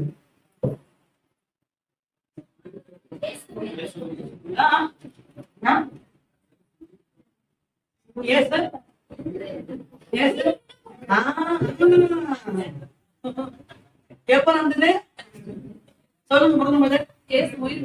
உயிர் மறிக்கும் போது இயேசு வெரி குட், பரவாயில்ல, தெளிவாக இருக்கு. சரி, ஓகே. இது எப்ப நடந்தது? இயேசு சிலுவையில மறிக்கும் போது. ஷார்ட்டா சொல்லணும்னா போன வெள்ளிக்கிழமை நடந்தது. இது எப்ப நடந்தது? போன வெள்ளிக்கிழமை நடந்தது. ஓகே, அப்போ அடுத்த வசனம், கல்லறைகளும் திறந்தது, நித்திரை அடைந்திருந்த அநேக பரிசுத்தவான்களுடைய சரீரங்களும் எழுந்திருந்தது. இதுவும் எப்ப நடந்தது? வெள்ளிக்கிழமை. இது எப்ப நடந்தது? வெள்ளிக்கிழமை. இப்ப நீங்க 53ஆம் வசனம், அவர் பின்பு கல்லறைகளை விட்டு புறப்பட்டு பரிசுத்த நகரத்தில் பிரவேசித்து அநேகருக்கு காணப்பட்டார்கள். இது எப்ப நடந்தது? அதான் வசனத்தை தெளிவா போட்டிருக்கேன். இது எப்ப நடந்தது? உயிர்த்தெழுந்த பின்பு. கரெக்டுங்களா? புரியுதுங்களா? சொல்றது புரியுதா? அந்த 2 காரியம் எப்ப நடந்தது? பூமி அதிர்ச்சி வந்து கல்லறைகள் திறந்தது. அப்ப பூமி அதிர்ச்சி வந்தது, இயேசு சிலுவையில மரிக்கும் போது பூமி அதிர்ச்சி வந்துச்சு. வந்து கல்லறை பூமி அதிர்ச்சி வந்ததுக்கு நோக்கமே கல்லறை திறக்குதான். கரெக்டுங்களா? கல்லறை என்ன பண்ணுச்சு? திறந்துச்சு. இந்த செத்து போன சரீரங்கள் உயிரோடு என்ன பண்ணுச்சு? எழுந்துச்சு. ஆனா எழுப்பி அது எங்கேயுமே என்ன பண்ணல போல, அது அங்கேதான் என்ன பண்ணுச்சு? இருந்துச்சு. எது வரைக்கும் இருந்துச்சு? 2 days, 2 நாள் இருந்துச்சு. ஓகேவா? 3ஆம் நாள் 53ஆம் வசனத்துல இயேசு உயிர்த்தெழுந்த பின்பு இந்த சரீரங்களும் மீண்டுமாக அது எழும்பி பரிசுத்த நகரத்துக்குள்ள பிரவேசிக்குது. ஆமென். அல்லேலூயா. பிரவேசிக்குது. நிறைய பேருக்கு அந்த சரீரம் என்ன பண்ணுது? அவங்கள நிறைய பேர் என்ன பண்றாங்க? பாக்குறாங்க. ஓகேவா? இவங்க யாரா? இவங்க பரிசுத்தவான்கள். இவங்க யாரா? இயேசுக்குள்ள வாழ்ந்து மரித்த இப்ப நம்முடைய கிறிஸ்தவங்க மரிக்க போறாங்க இல்லையா? பரிசுத்தவான்கள். அந்த மாதிரி இவங்களும் பரிசுத்தவான்கள். ஓகேவா? இது வரைக்கும் புரியுதுங்களா? புரிஞ்சவங்க? சரி, ஓகே. இந்த சம்பவத்தை எப்படி உயிர்த்தெழுந்த செய்தியோடு கொண்டு வருதுன்னா, அதாவது பழைய ஏற்பாட்டிலே தேவன் இஸ்ரேல் ஜனங்களுக்கு கொடுத்த 7 பண்டிகை. எத்தனை பண்டிகை? 7 பண்டிகை. அந்த 7 பண்டிகையில சில பண்டிகை நீங்க புரிஞ்சுட்டாதான் இது உங்களுக்கு புரியும். பார்க்கலாமா? நேரா நிமிர்ந்து உட்கார்ந்து அல்லேலூயா. இஸ்ரேல் ஜனங்களுக்கு கொடுத்த முதல் பண்டிகை பஸ்கா பண்டிகை. ஃபர்ஸ்ட் பண்டிகை என்னது? அந்த பஸ்கா பண்டிகை எப்படி? இஸ்ரேல் ஜனங்கள் எகிப்தை விட்டு வெளியே வந்தாங்கல்ல, வெளியே வந்தோடனே ஒரு ஆட்டுக்குட்டிய அவங்க அடிச்சு அந்த ஆட்டுக்குட்டியில வரக்கூடிய ரத்தத்தை பிடிச்சு வாசல்ல நினைக்கால என்ன பண்ணோம்? பூசணும். இதான் பஸ்கா பண்டிகை. ஆமென். இது வரைக்கும் புரியுதா? பஸ்கா பண்டிகை என்னது? வெளியே வந்து நாளை மனசுல வச்சு எகிப்தை விட்டு வெளியே வந்தாங்கல்ல, அந்த மாசத்தையும் டேட்டையும் மனசுல வச்சு அந்த நாள்ல பஸ்கா பண்டிகை கொண்டாடணும். அந்த பஸ்கா பண்டிகை என்னன்னா, ஒரு நல்ல ஆட்டுக்குட்டியை பிடிச்சு அதை பலியிட்டு அதுல வரக்கூடிய ரத்தத்தை பிடிச்சு வாசல்ல அடைக்கால என்ன பண்ணும்? பூசணும். அல்லேலூயா. இதை இயேசு பஸ்கா ஆட்டுக்குட்டியாக கல்வாரியிலே அதை செய்து முடித்தார். கரங்களை தட்டி தேவநாமத்தை மகிமைப்படுத்துங்கள். எப்படி அந்த ஆட்டு அடிச்சு அந்த ஆட்டை ரத்தத்தை பிடிச்சு வீட்டு நிலக்கால பூசுவாங்களோ, அதே மாதிரி கல்வாரியில இயேசு நமக்காக பஸ்கா ஆட்டுக்குட்டியாக அடிக்கப்பட்டார். அவருடைய ரத்தத்தினாலே உலகத்தினுடைய பாவ கரைகள் முற்றிலுமாக கழுவப்பட்டது. பஸ்கா ஆட்டுக்குட்டியின் ரத்தமாக பஸ்கா பண்டிகையை இயேசு தம்முடைய கல்வாரியிலே முதலாவது செய்து முடித்து விட்டார். பண்டிகை முடிஞ்சா? கத்துச்சா? 2வது பண்டிகை போலாமா? போலாமா? 2வது பண்டிகை புளிப்பில்லாத அப்ப பண்டிகை. 2வது பண்டிகை என்னது? புளிப்பில்லாத அப்ப பண்டிகை. இது என்னன்னா, நீங்க அப்பா சுட்டு சாப்பிடணும். ஆண்டவர் சொன்னார் இஸ்ரவேலர்களுக்கு, அப்பா சுட்டு சாப்பிடணும். ஆனா அந்த அப்பா புளிப்பு இருக்கக்கூடாது. அந்த அப்பா என்ன இருக்கக்கூடாது? புளிப்பு இருக்கக்கூடாது. ஏன் புளிப்பு இருக்கக்கூடாதுன்னா, புளிப்பு என்றாலே பழைய ஏற்பாட்டு காலத்துல அது பாவம்னு அர்த்தம். புளிப்புனாலே அது பாவம்னு அர்த்தம். இது இயேசு நம்முடைய வாழ்க்கையின் மூலமா நிறைவேற்றி முடிச்சாரு. இந்த பண்டிகை எப்படின்னா, நீங்க புளிப்பில்லாத அப்பத்தை சாப்பிட்டு முடிக்கணும்னு சொன்னாரா? புளிப்பில்லாத அப்ப பண்டிகை. சரிங்களா? இந்த பண்டிகையை இயேசு எப்படி நிறைவேற்றினார்? இயேசு சொன்னார், நானே மெய்யான ஜீவாப்பம். சொன்னாரா? சொல்லிட்டாரா? ஓகே. எப்படி அந்த அப்பம் புளிப்பு வரக்கூடாது? புளிப்பு வந்தா அது பாவம். கரெக்டுங்களா? அதே மாதிரி நானே ஜீவாப்பம்னு சொன்ன இயேசு கிறிஸ்து தன் வாழ்க்கையில சிலுவையின் மரண பரியந்தமும் எந்த பாவமும் வந்து அந்த அப்பத்துல புளிப்பு இல்லாமல் அவருடைய அப்பத்தை ஜீவாப்பமாக காத்துக்கொண்டார். ஒரு பரிசுத்தமான ஒரு வாழ்க்கை வாழ்ந்து புளிப்பில்லாத அப்ப பண்டிகையும் அவர் தன்னுடைய வாழ்க்கை மூலமா நிறைவேற்றி முடிச்சார். புரிஞ்சவங்களாமே? 2வது பண்டிகை புரிஞ்சுதா? ஃபர்ஸ்ட் பண்டிகை என்னது? பஸ்கா பண்டிகை. அது எங்க முடிஞ்சது? எங்க முடிச்சாரு ஆண்டவர்? கல்வாரியில என்ன பண்ணிட்டாரு? முடிச்சாரா? ஓகே. 2வது புளிப்பில்லாத அப்ப பண்டிகை. அது எப்படி? அந்த அப்பத்துல புளிப்பு வரக்கூடாது.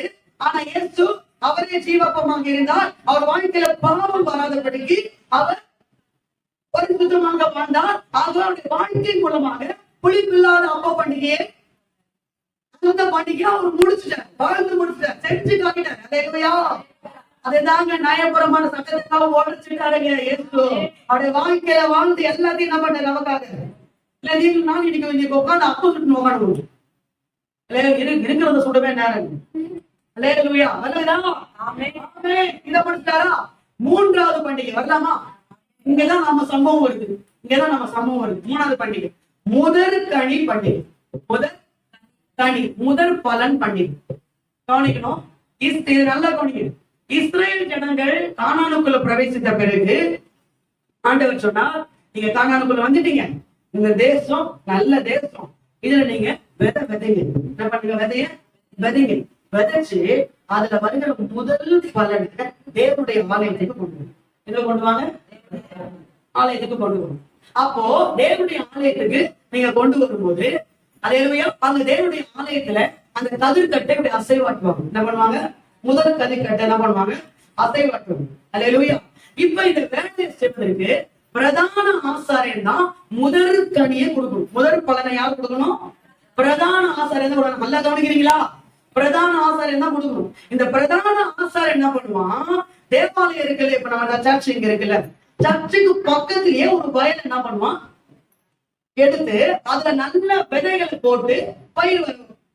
புரியுதுங்களா? பஸ் ஸ்டாப் பண்ணிக்கு முன்னாடி இந்த வேலை முடிஞ்சிடும். இதெல்லாம் எது வரைக்கும் நடந்ததுன்னா, ஏசு கிறிஸ்து உயிர்த்தெழுந்த வரைக்கும் இந்த விஷயம் நடந்தது. அதுக்கப்புறம் எல்லாம் மாறி போச்சு. சரிங்களா? அவங்க விளக்கத்துக்காக சொல்றேன். ஓகே, புரியுதுங்களா? ஆலயத்துக்கு பக்கத்திலேயே ஒரு வயல் விசாரிச்சு அதுல விதை என்ன பண்ணுவான்?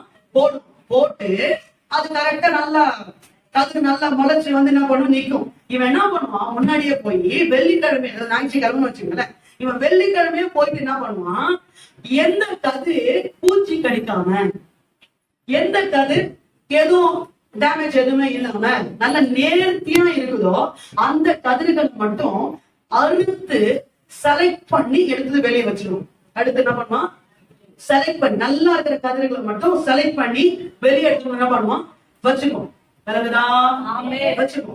வச்சுட்டு ஞாயிற்றுக்கிழமை ஓய்வு நாள்ல அதிகாலையில அவன் திரும்பமாக அந்த வயலுக்கு போவான்.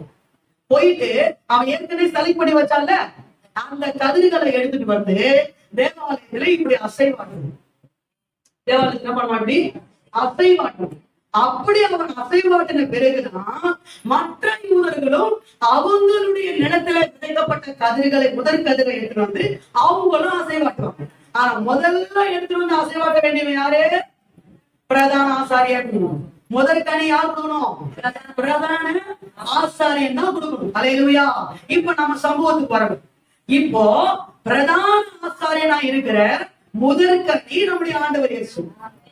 அல்லேலூயா.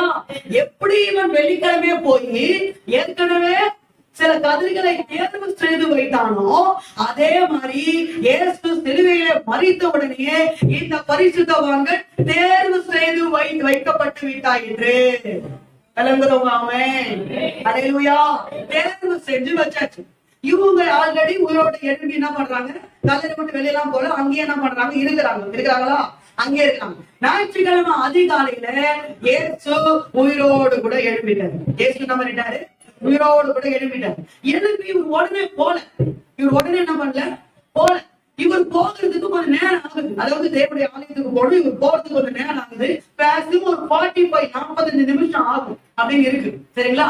இப்ப அதுக்குள்ள ஆலயத்துல இருக்கிற பிரதான ஆசாரியங்கிறால, ஆலயத்துல தேவனுடைய ஆலயம் இருந்துச்சு இல்லையா, அந்த ஆலயத்துல இருக்கிற பிரதான ஆசாரியன் அவனும் போயிட்டு வயலுக்கு போறான். வயலுக்கு போய் தேர்வு செய்யப்பட்ட கதிர் கட்டைகளை எடுத்துட்டு வரான். எடுத்துட்டு வந்து அவன் எடுத்துட்டு வர்ற இந்த டைம்ல இயேசு மகதலேனா மரியாதை பேசிட்டு இருக்காரு. புரியுதா? எடுத்துட்டு வர இந்த டைம்ல இயேசு மகதலேனா மரியாதை பேசிட்டு இருக்கிறாரு. இதை நீங்க கன்ஃபார்ம் பண்ணணும்னா யோவான் புத்தகம் 20ஆம் அதிகாரம் 17ஆம் வசனத்துல இயேசு சொல்கிறார், ஸ்திரீயே மகதலேனா மரியாதை என்னை தொடாதே, இன்னும் நான் என் பிதாவினிடத்துல ஏறி போகவில்லை. சொல்றாரா? அப்ப உயிர்த்தெழுந்த இயேசுவை யாரும் தொடக்கூடாதுன்னா, உயிர்த்தெழுந்த இயேசு சீடர்களோடு கூட பொரித்த மீன் துண்டுகளை எப்படி சாப்பிட்டார்? விளங்குதா? அல்லேலூயா. அப்போ அதனாலதான் அவர் சொல்றாரு, என்ன சொல்றாரு? என்னை தொடாது, நான் என் பிதா கிட்ட என்ன பண்ணணும்? போகணும். முதற் கலன் நான் தான், முதற் கனி நான் தான், முதற் பலன் நான் தான். ஆனா நான் என் பிதா கிட்ட போய் என்ன பண்ணணும்? என்னை ஒப்பு கொடுத்துடணும், என்னை அர்ப்பணிச்சிடணும். அந்த அது வரைக்கும் என்ன பண்ணாத? தொடாதமா, அழிவிட்டு பேசு அப்படின்ற நாடு. புரியுதுங்களா? இந்த டைமிங்ல இந்த பிரதான ஆசாரியன் போயிட்டு அந்த அரிக்கட்டுகள் என்ன பண்றான்? எடுத்துட்டு வந்து தேவனுடைய ஆலயத்துல கொண்டு வந்து இப்படி அசைக்கிறான். என்ன பண்றான்? அசைக்கிறான். அவன் இப்படி அசைக்கிறதுக்கும் இயேசு மகதலேனா மரியாதை பேசி முடிச்சுட்டு பரலோகத்திற்கு போய் பிதாவுக்கு முன்பாக தன்னை காண்பிக்கிறதுக்கும் சரியான நேரமாக இருந்தது. அல்லேலூயா. இயேசு பரலோகத்துக்கு போகும்போது அவர் மாத்திரம் போகல. நான் ஏற்கனவே சொன்னேன், பிரதான ஆசாரியன் ஃபர்ஸ்ட் என்ன பண்ணுவான்? முதல் பலன் என்ன பண்ணுவான்? கதிர்கட்ட அசைப்பான். அதுக்கப்புறம் மற்ற யூதர்கள் என்ன பண்ணுவாங்க? அவங்களும் வந்து அசைப்பாங்கல்ல. அதுக்கு அதே மாதிரி இயேசு தன்னுடைய முதல் பலனான அவரு போய் முதல்ல பிதாவிட்ட தானே என்ன பண்ணிட்டாரு? ஒப்பு கொடுத்தாரு. அதுக்கப்புறம் இந்த படிச்சீங்கல்ல 51ல இருந்து 53 வரைக்கும் மத்தேயில 27 அதிகாரத்துல பரிசுத்தவான்கள் கல்லறையில அவங்க அதுக்குள்ள என்ன பண்ணிட்டாங்கன்னா, இவங்க எழுந்தாங்க, நம்ம எழுந்துட்டோமே, நம்ம வீட்டுல போய் நம்ம வீட்டுல இருக்கிறவங்க எல்லாம் பாக்கலாம்னு சொல்லிட்டு ஒரு பரிசுத்த நகரத்துக்குள்ள பிரவேசித்தாங்க பாருங்க. அங்கதான் சில பேர் அவங்க என்ன பண்ணிட்டாங்க? பாத்துட்டாங்க. ஆனா இயேசு பிதாவிட்ட போகும்போது இவங்களையும் கூட கூட்டு போயிட்டாங்க. இது வரைக்கும் புரியுதா? புரிஞ்சவங்க? முதல் கனி யாரு? இயேசு. அடுத்ததா யாரு? அடுத்ததுல இந்த பரிசுத்தவான்கள். கரெக்டுங்களா? அல்லேலூயா. அப்போ இந்த மூன்றாவது நிகழ்வு என்ன? கல்லறைகளை விட்டு எழுந்த பரிசுத்தவான்களின் சரீரம்.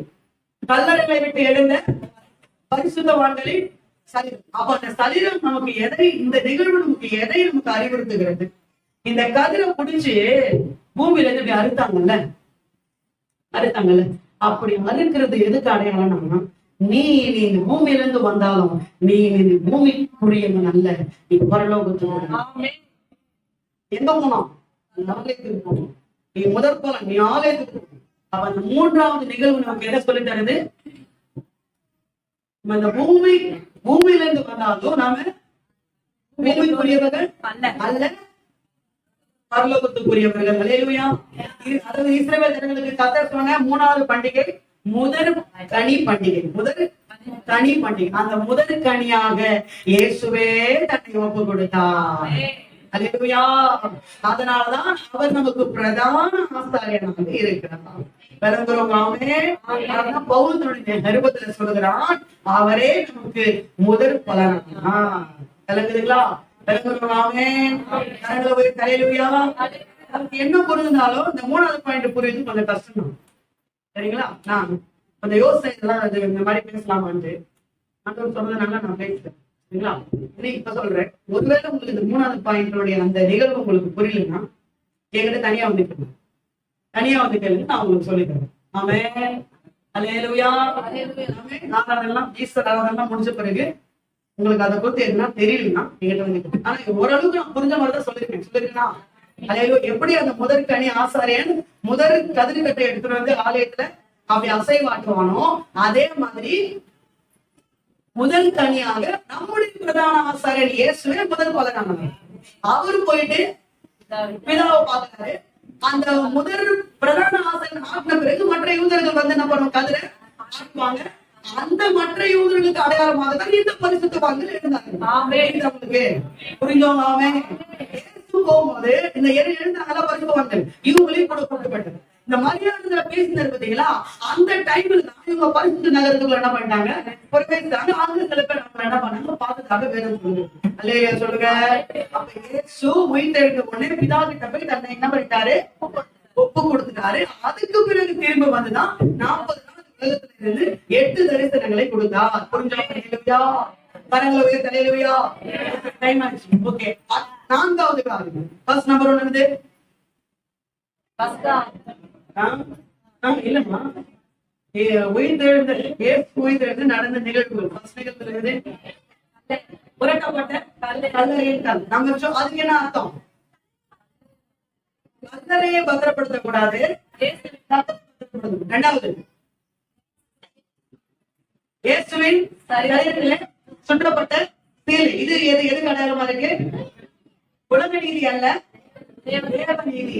தேவ நீதி என்ற வஸ்திரத்தை நம்ம தரையில் போட்டோம். மூணாவது, அல்லேலூயா, கல்லறைகளை விட்டு எழுந்த பரிசுத்தவான்களின் சரீரம். இது எதுக்கு அடையாளமா இருக்கு? நாம் பூமிக்குரியவர்கள் அல்ல. பூமியிலிருந்து எடுக்கப்பட்டாலும் நம்ம பூமிக்குரியவர்கள் அல்ல. நம்ம பூமியில இருக்கிறதுனால நம்ம பூமிக்குரியவங்கள் அல்ல. எப்படி அந்த பரிசுத்தவான் சரீரம் பூமியில இருந்து எடுத்தாங்களா? இருந்துச்சா? அதே மாதிரி அந்த கதிரை பூமியில இருந்து பிடுங்கினாங்களா? பூமியில எடுக்கப்பட்டாலும் பூமிக்குரியவர்கள் இல்ல, நாம பரலோகத்துக்குரியவர்கள். ஆமென். அல்லேலூயா. அதோட முடிச்சேன். அது ரொம்ப சிம்பிள், முடிச்சிடறேன். யோவான் புத்தகம் 20ஆம் அதிகாரம் 7ஆம் வசனம் வாசிங்க. 4 யோவான் 20:7. சீலை மற்ற தொட்டில் வைத்திருக்காமல் தனியே ஒரு இடத்தில் சுருட்டி வைத்திருந்ததை கண்டான். ஓகே, எல்லாம் பாத்துட்டீங்களா? இது என்ன சீலை?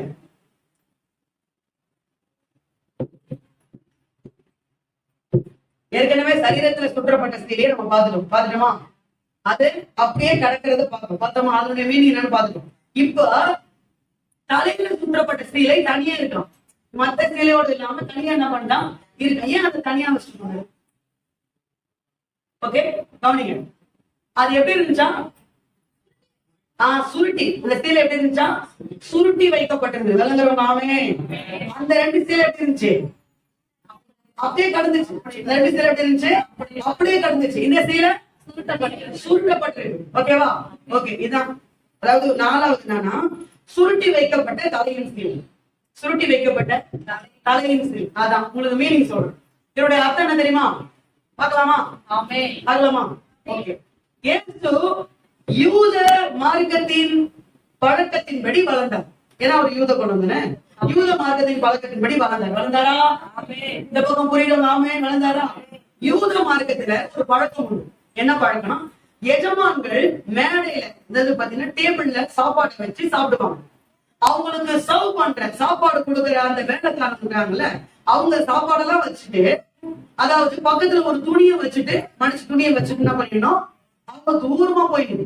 வேலைக்காரங்க பக்கத்துல பண்ணிடுறீங்களா? வேலைக்காரங்க பக்கத்துல என்ன பண்ணக்கூடாது, இவங்க எஜமான் சாடும் போது வேலைக்காரங்க பக்கத்துல நிக்க கூடாது, தூரமா போயிடும். ஓகேவா? தூரமா போயிடும். இப்ப இந்த வேலைக்காரன் திருப்பி வந்து இந்த பாத்திரத்தை எடுத்து டேபிள கிளீன் பண்ணணும். எப்போ அவன் கிளீன் பண்ணுவானா, கவனிங்க, இந்த எஜமான் ஃபுல்லா சாப்பிட்டு முடிச்சதுக்கு பிறகுதான் அவன் கிளீன் பண்ணணும். எஜமான் ஃபுல்லா சாப்பிட்டு முடிச்சதுக்கு பிறகுதான் அவன் கிளீன் பண்ணணும். சரி, இப்ப எஜமான் ஃபுல்லா சாப்பிட்டு முடிச்சாரா, இல்ல நடுவில் ஏதாவது வேலை வந்து எழுந்து போயிட்டாரா, திரும்ப வருவாரா அப்படின்றது அவருக்கு எப்படி தெரியும்? அந்த வேலைக்காரனுக்கு எப்படி தெரியும்னா, இந்த பக்கத்துல ஒரு துணி இருக்குல்ல, அந்த துணி அவரு நல்லா ஃபுல்லா சாப்பிட்டு இருந்தாருன்னா, கவனிங்க, நல்லா சாப்பிட்டு, ஒருவேளை அவர் சாப்பிடல, இப்படி சொல்லிடுறேன், அவர் நல்லா சாப்பிட்டு ஃபுல்லா சாப்பிட்டு வேலையை முடிச்சுட்டாரு, சரிங்களா? முடிச்சிட்டாருன்னா அவர் என்ன பண்ணுவாருன்னா, துணி அப்படி எடுத்து கையை தொடச்சிட்டு, நல்லா கவனிக்கிறீங்களா, கையை தொடச்சிட்டு வாயோட நல்லா தொடச்சிட்டு அப்படி சுருட்டி அப்படி போட்டு போயிடுவார். ஓகேவா? இதான் கிடக்குறது. இதான் என்னது? கிடக்குறது. ஓகேவா? ஆனா இவர் சரியா சாப்பிடல, திரும்ப திரும்ப வருவார். அப்படின்னா இந்த துணி எப்படி இருக்கும்னா, எப்படி இருக்கும்?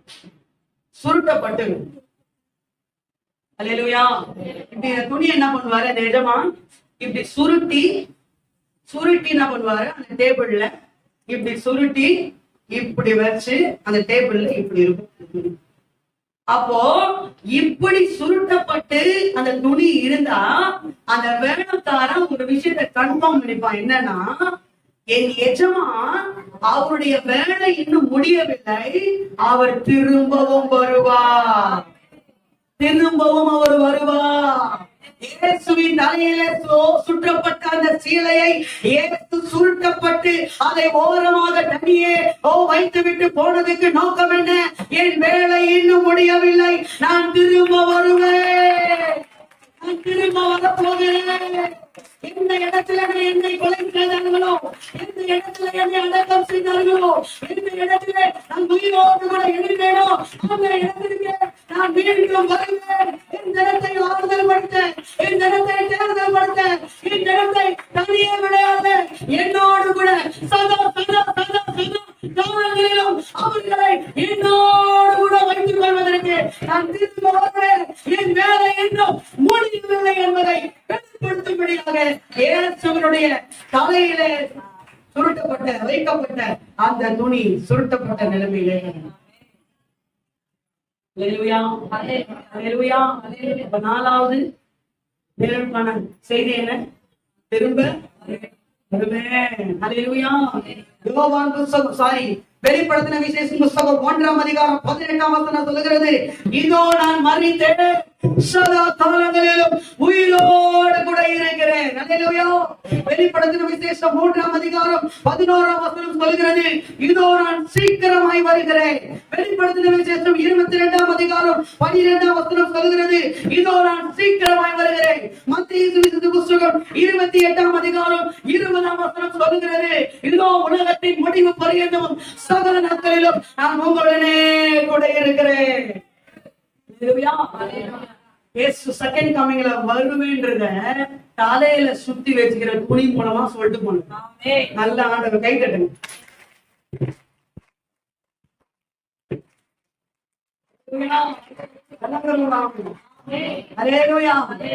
எந்த எருசலேமில் அவரை கொலை செய்தார்களோ அந்த எருசலேமுக்கு வருவேன்.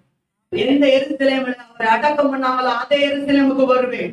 எந்த எருசலேமில் நான் உயிர் தெளிந்தனோ அதே எருசலேம்ல ஒளிவு மலையில தான் இயேசுடைய செகண்ட் கமிங் இருக்கும். ஆமே, இயேசுடைய வருகை என்ன பண்ணுது இருக்கும் என்று போடப்படுகிறது. 1 அப்போஸ்தலர் புத்தகம் 1ஆம் அதிகாரத்துல தூதர்கள் அந்த சீடர்களுக்கு என்ன பண்றாங்க சொல்லுகிறதை நம்ம பார்க்கிறோம். அல்லேலூயா. அப்ப அதே இடத்துக்கு இயேசு என்ன பண்ணுவாரு? அல்லேலூயா. எப்படி உங்களை பாவத்துக்கு மறித்து நீதிக்கு உங்களை மீண்டும் உயிரோடு கூட எழுப்ப வைத்தாரோ, உங்களை சந்தித்தாரோ, உங்களை உயிர்ப்பிக்க வைத்தாரோ, அதே இடத்திற்கு இயேசு மீண்டும் வந்து உங்களை அவரோடு கூட இருக்கும்படியாக அழைத்து கொண்டு போக அவர் மீண்டும் வரப்போகுது. பெற்ற தாய் தகப்பன் கூட என்னதான் பிள்ளைகளுக்கு பாலூட்டி சீராட்டி தோளையும் மார்பளையும் போட்டு தாங்கி வளர்த்தாலும் அந்த தாய் தகப்பன் மரணம் என்று வந்து அந்த பிள்ளைகளை விட்டு அந்த தாய் தகப்பன் கடந்து போகும்போது அந்த பிள்ளைகளிடத்துல நான் திரும்ப வருவேன்னு சொல்ல முடியாதுங்க. நம்ம ஆண்டவர் தான் சொன்னாரு, நான் வருவேன், திரும்ப வருவேன், நான் உங்களை தீர்க்கற்றவர்களாக விடேன். 4 நிகழ்வு. ஃபர்ஸ்ட் நம்பர் 1, புரட்டப்பட்ட கல்லறையின் கல்லறை அல்ல, கத்தரை பத்திரப்படுத்துங்க. 2வது, சரீரத்திலே சுற்றப்பட்ட சீலை. எது அடையாளம்? உலக நீதி அல்ல, தேவனுக்குரிய நீதி. 3வது, கல்லறையிலிருந்து எழுந்த பரிசுத்தவான்களுடைய சரீரங்கள். இது எதற்கு அடையாளமா இருக்கிறது? பூமிக்குரியவர்கள் அல்ல, பரலோகத்துக்குரியவர்கள். 4வது, இயேசுவின் தலையில சுற்றப்பட்ட சீலை தனியா சுருட்டப்பட்டிருந்தது. எதுக்கு அடையாளம்? சீக்கிரம் வருவேன், திரும்ப வருவேன், நானும் இருக்க இடத்துல நீங்களும் இருக்கும்படி உங்களை அழைத்து கொண்டு போவேன். எந்த பள்ளத்துல இருந்தாலும் வந்து தூக்குறதுக்கு ஒரு கரம் உண்டு. அந்த கரம் தான் இயேசுவின் உயிர் தெளிந்த வல்லமை உள்ள கரம். எல்லாரும் சொல்றதுல எழுந்து நின்று